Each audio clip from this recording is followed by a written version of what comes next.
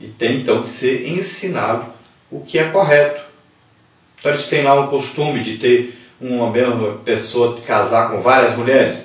É antibíblico, tem que ser ensinado o que é correto, o que agrada a Deus para essas pessoas.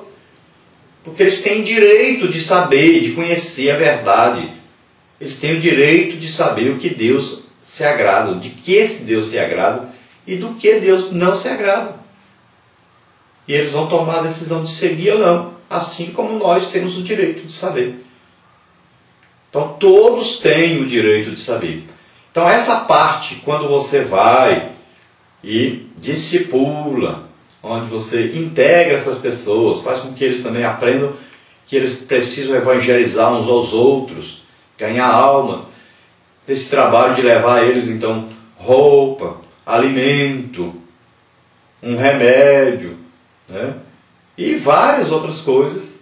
Então são aí a parte que nós falamos da missão integral da igreja.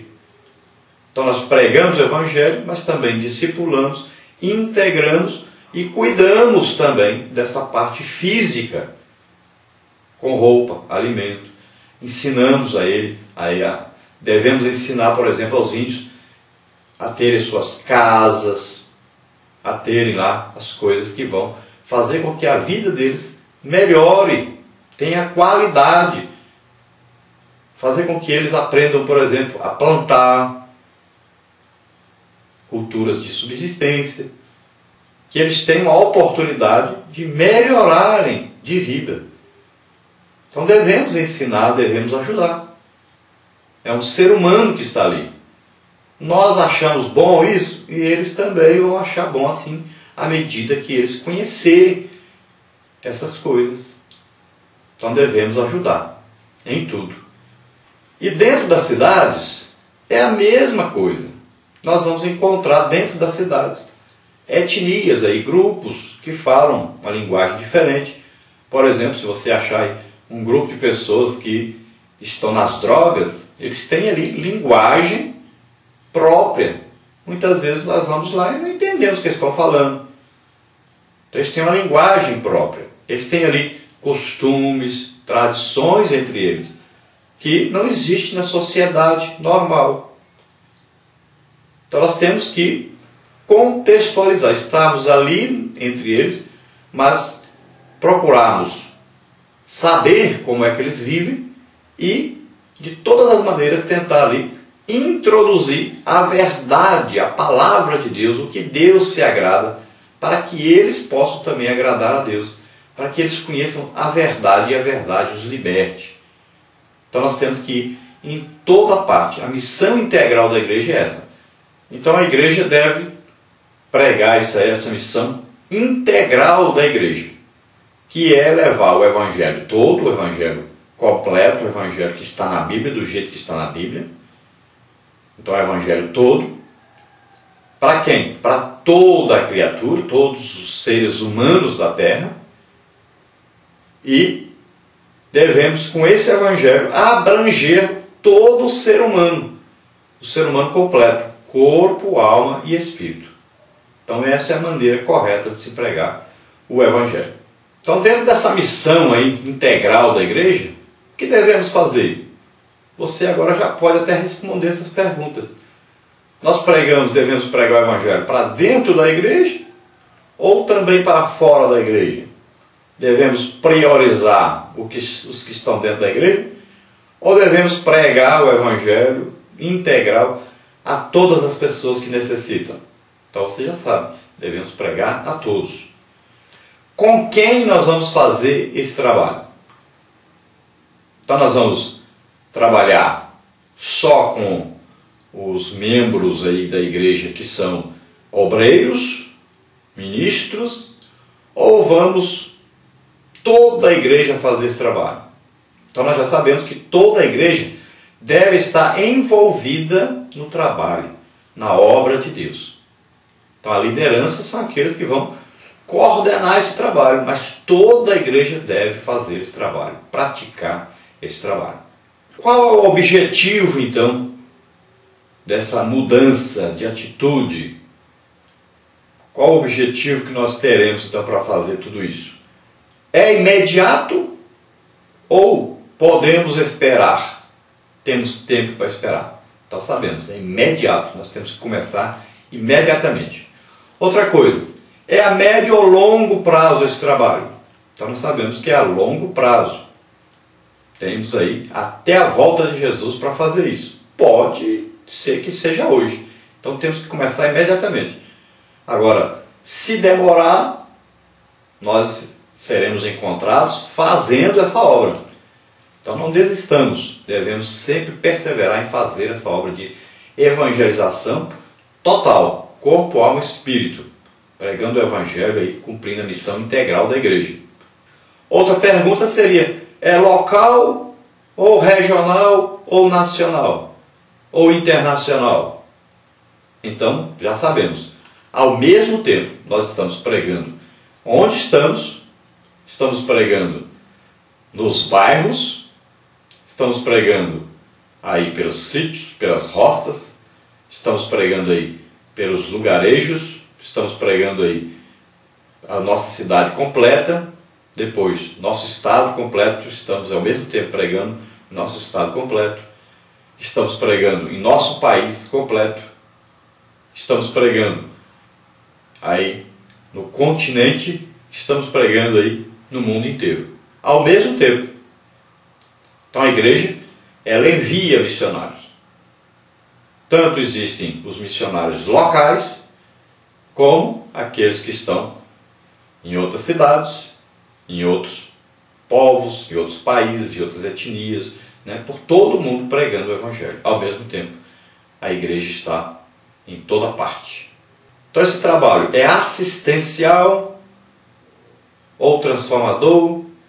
Então nós devemos saber que esse trabalho é feito com assistência social e ação social, e é um trabalho que transforma o ser humano integralmente, corpo, alma e espírito.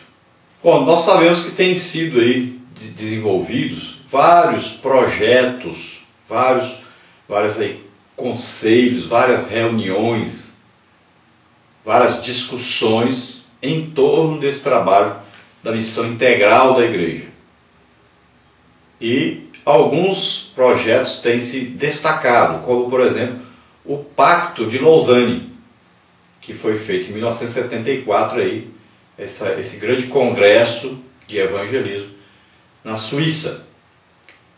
E daí saiu algumas ideias que até hoje, e agora recentemente foi novamente feita uma reunião, novamente discutido a respeito disso, de como está sendo feito, o que precisa melhorar. Então surgiram aí várias ideias, boas ideias, e essas ideias nós encontramos aí na nossa lição, um resumo delas. Vamos ver aí o resumo delas. E também nós podemos, claro, vemos aí, por exemplo, a AD 2000, foi também um projeto lançado de evangelização, e as Assembleias de Deus se reuniram para lançar esse projeto de evangelização. Então são vários projetos que têm surgido, vários congressos têm sido feitos e várias boas ideias têm surgido. Mas o problema é que ainda falta muita coisa para fazer. Ainda temos vários e muitas pessoas para serem evangelizadas. Então se tem aí um cálculo de 24 mil etnias, então ainda temos aí povos como a janela 1040 que precisam muito ser evangelizados, mas nós estamos aí, parece que muito devagar. Nós não podemos mais mandar para esses lugares um missionário que não tem aí o dom do Espírito Santo. Não existe isso. Nós vamos ver pela palavra de Deus, pela Bíblia, que aqueles que desbravaram aquela região ali, que hoje é inimiga do Evangelho, como o apóstolo Paulo, Pedro, vamos ver Filipe, irmãos, essas pessoas eram pessoas inteiramente entregues na obra de Deus e que tinham fé em Deus e que, através deles, maravilhas, sinais, prodígios, milagres e mais milagres operavam através deles. Nós não podemos pensar que apenas mandar alguém que foi treinado aqui, não, ele sabe pregar, não, ele sabe evangelizar. Não, irmão, pelo amor de Deus, vamos despertar para isso. Para pregar o evangelho nesses locais, é preciso que a pessoa que está indo seja alguém de realmente fé comprovada e que através dele opere milagres. Deus faça tremendas coisas. Um muçulmano não se converte apenas ouvindo o evangelho. Então é preciso que haja manifestações e grandes manifestações do poder de Deus, debaixo da unção e poder do Espírito Santo. Pessoas que realmente se entregaram a Deus. Pessoas que são capazes de se darem. Pessoas que são capazes de jejuarem aí 3 dias, 20 dias, 30 dias, 40 dias. Pessoas que vão buscar realmente o poder de Deus, a operação de Deus. Pessoas que estão dispostas a dar as suas vidas. Não adianta ficar mandando missionário que vai para lá, não, eu vou conhecer a cultura, fica lá escondido e não sei o que, e volta, vai e volta, com medo terrível de morrer. Não adianta, irmãos. Se nós olharmos aí para Paulo, Barnabé, Timóteo, Filipe, Pedro, João, nós vamos ver que pessoas que realmente tinham fé em Deus, que davam suas vidas, que não tinham medo de morrer, e pessoas que através delas Deus fazia grandes sinais e grandes prodígios, grandes maravilhas, milagres e mais milagres. E foi assim que o Evangelho entrou por toda parte. Agora, se nós continuarmos enviando pessoas que não são usadas por Deus em milagres e maravilhas e prodígios, vai continuar acontecendo um monte de pessoas que vão lá, morrem e, se ganham muito, ganham uma pessoa, 2 pessoas. Então, temos que mudar isso. Muitas vezes nós estamos querendo, não, nós vamos lá, uma pessoa aceita, e essa pessoa vai fazer a obra de Deus e tal, e aí matam ele, e aí? Prendem ele, e aí? Começam a vigiar ele 24 horas por dia, e aí? Então, temos que fazer o trabalho de Deus como a Bíblia ensina. Temos que enviar pessoas que são realmente usadas por Deus, não são em poder do Espírito Santo. E para se ganhar almas nesses lugares como Janela 1040, é preciso então que haja manifestação poderosa realmente do Espírito Santo para que essas pessoas se convertam. Aí estaremos fazendo o trabalho do jeito que a Bíblia ensina. Vamos ver aí como deve ser o testemunho cristão. Então vamos ver algumas características desse testemunho cristão que deve ser apresentado ao mundo, a todas as criaturas. Então, primeiro, esse testemunho cristão é uma característica que ele refere-se a experiências pessoais. Então, o testemunho cristão, a pessoa vai mostrar aos outros aquilo que ele mesmo conhece. Então, ele tem uma experiência com Deus e ele demonstra essa experiência com Deus. As pessoas sabem que Deus confirma. É o que a Bíblia diz. Deus confirma. Eles iam pregando e Deus ia confirmando a pregação com sinais, prodígios e maravilhas. Eles eram antes pecadores e agora estão mostrando através de suas vidas a mudança que Deus fez na vida deles. Outra coisa, relata as bênçãos de Deus. Então, este testemunho cristão, a pessoa vai, na sua própria vida, mostrando o que Deus é capaz de fazer, a transformação, as bênçãos que Deus vem derramando.